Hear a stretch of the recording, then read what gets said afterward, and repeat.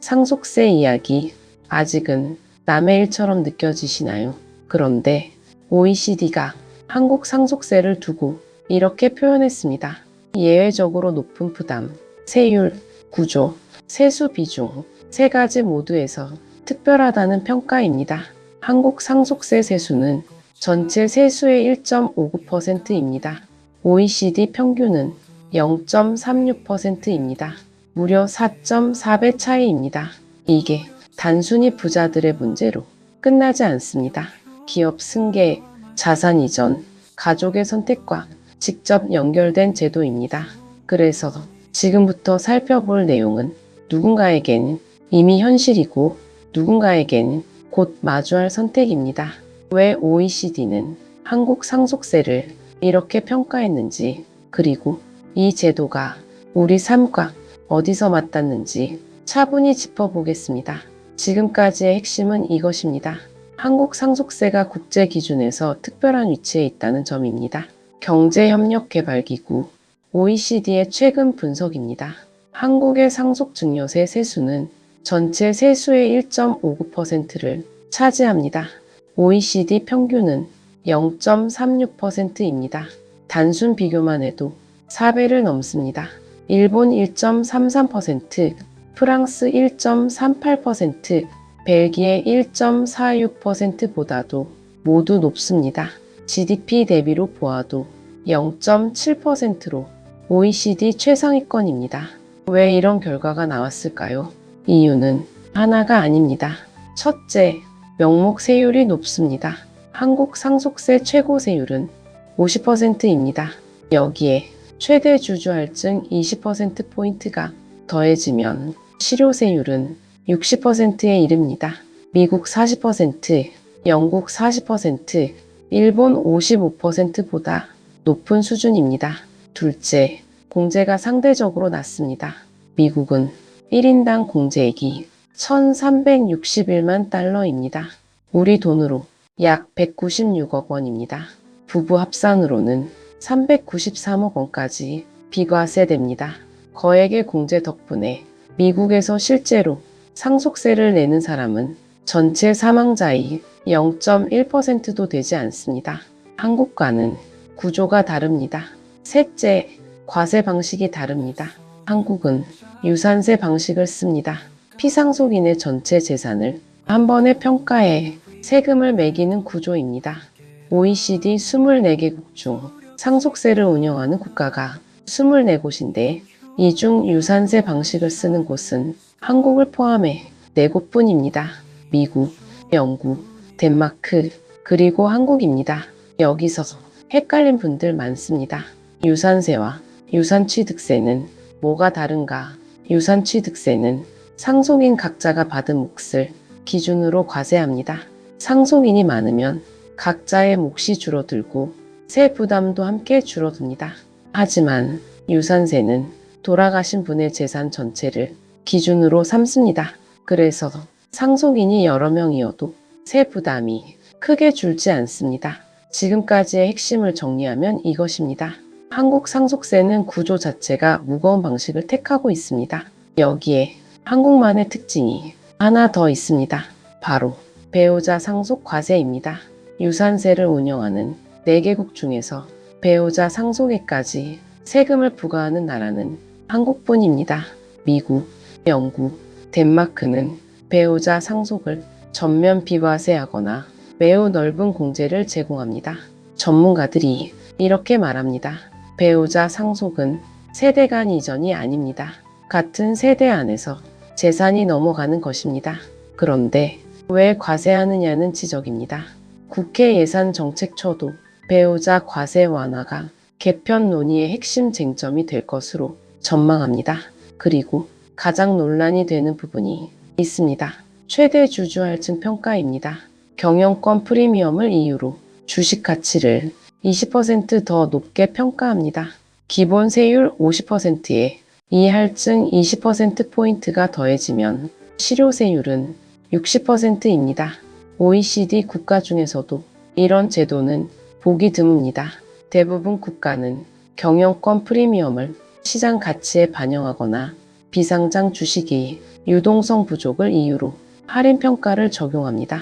한국은 반대입니다. 주가가 오르면 세금 부담이 기하급수적으로 늘어나는 구조입니다. 이 지점에서 이런 질문이 나옵니다. 기업 가치는 오르는데 세금도 함께 폭발적으로 늘어나는 구조가 과연 합리적인가? 중반부에서 꼭 짚고 가야 할 이유가 바로 여기 있습니다. 지금까지의 핵심을 한 문장으로 정리하면 이렇습니다. 한국 상속세는 높은 세율, 낮은 공제, 배우자 과세, 할증 평가가 겹친 구조입니다. 그런데 다른 나라들은 어떻게 하고 있을까요? 미국은 높은 세율을 유지하면서도 거액의 공제를 통해 실제 납세 대상을 극소수로 한정했습니다. 절충안을 택한 겁니다. 배우자 상속은 전액 비과세하고 자선단체 기부도 전액 공제합니다. 미국에는 스텝업 베이시스라는 제도도 있습니다. 상속인이 자산을 물려받을 때 취득가액이 상속 시점의 시가로 재평가됩니다. 부모가 10억 원에 산 주식이 상속 시점에 100억 원이 됐다면 상속인의 취득가는 100억 원으로 인정됩니다. 이유, 110억 원에 팔면 자본이득세는 10억 원에 대해서만 부과됩니다.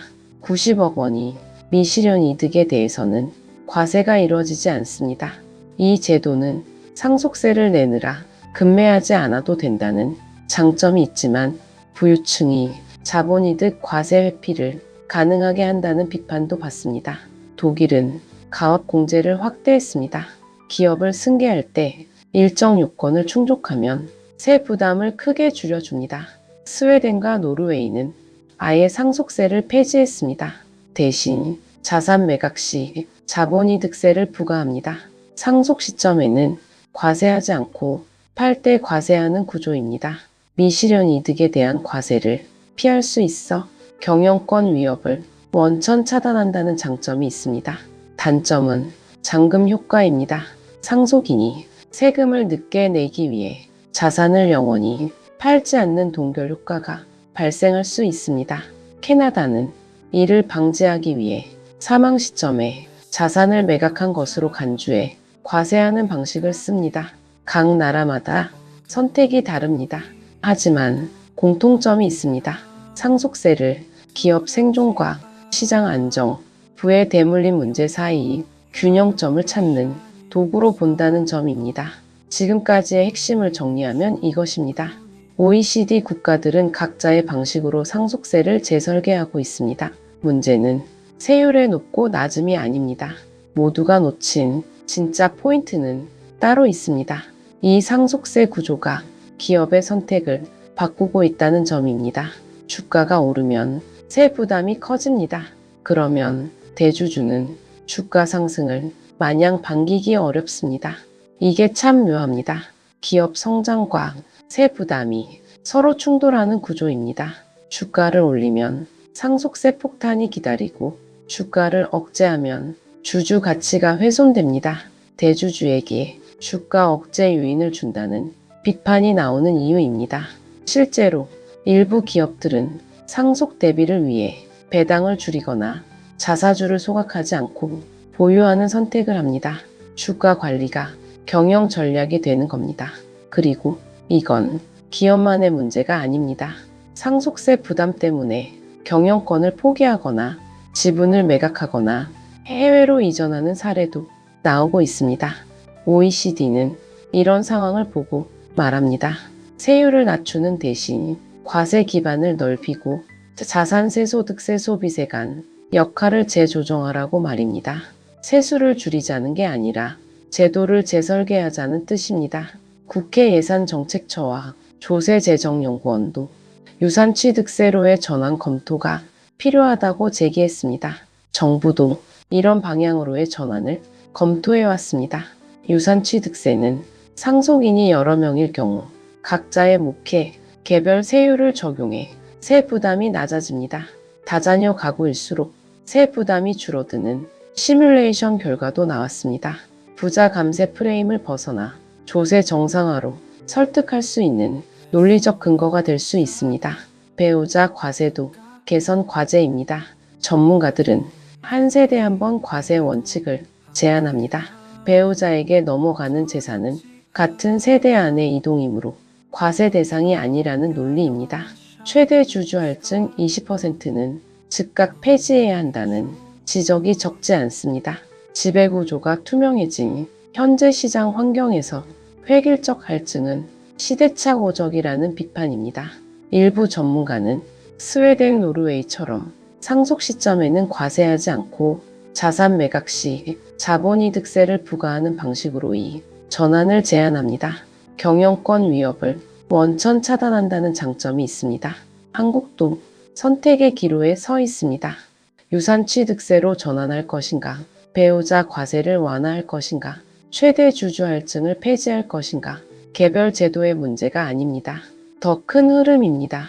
지금까지의 핵심을 한 문장으로 정리하면 이렇습니다. 한국 상속세 논의는 부자 감세가 아니라 제도 재설계의 문제입니다. OECD가 공통적으로 지적하는 것은 한국 상속세가 글로벌 스펙트럼에서도 극단적인 위치에 있다는 점입니다. 높은 명목세율과 유산세 방식, 배우자 과세, 낮은 공제, 최대 주주 할증이 겹치면서 세수 비중과 체감 부담이 모두 OECD 최상위권입니다. 유럽과 미국의 경험은 한국 상속세 개편 논의가 국제 기준과 비교 속에서 스스로의 위치를 재점검하는 과정이 되어야 한다는 점을 보여줍니다. 그래서 이 논의는 폐지냐 유지냐의 단순 구도를 넘어서야 합니다. 어떻게 기업 생존과 시장 안정, 부의 대물림 문제 사이 균형을 맞출 것인가에 대한 구체적 설계가 필요합니다. 스웨덴, 노르웨이는 폐지를, 독일, 프랑스는 리모델링을, 미국은 고공제 중세율 절충안을 택했습니다. 한국은 어느 길로 갈 것인가? 그 답은 이제 우리의 몫입니다. 지금까지의 핵심을 마지막으로 정리하면 이것입니다.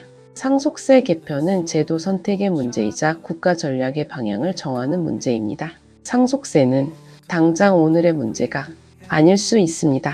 하지만 가족의 선택, 기업의 지속성, 자산 이전의 방식과 맞닿아 있습니다. 이 제도가 어떻게 바뀌느냐에 따라 기업 승계 전략이 달라지고 부동산 증여 시점이 조정되며 해외 이주를 고민하는 가구가 늘어날 수도 있습니다. 그리고 이건 소수의 문제가 아닙니다. 중산층도 부동산 가격 상승으로 상속세 과세 대상에 포함되는 경우가 늘고 있습니다. 서울 아파트 한 채와 약간의 금융 자산만 있어도 상속세 과세 구간에 들어갈 수 있습니다. 여러분은 이 질문을 한 번쯤 생각해 보셔도 좋겠습니다. 상속세는 부의 대물림을 막는 장치일까요? 아니면 성장과 승계를 가로막는 벽일까요? 정답은 하나가 아닐 수 있습니다. 하지만 우리가 어떤 제도를 선택하느냐에 따라 기업의 미래와 가족의 선택이 달라질 것은 분명합니다. 다음 영상에서는 상속세 개편이 부동산과 기업 경영에 어떤 파장을 줄 수 있는지, 그리고 실제 사례를 통해 어떤 준비가 필요한지 차분히 이어가 보겠습니다. 구독과 좋아요는 한 번 더 생각해 보게 만드는 힘이 됩니다. 오늘도 행복한 하루 되세요. 감사합니다.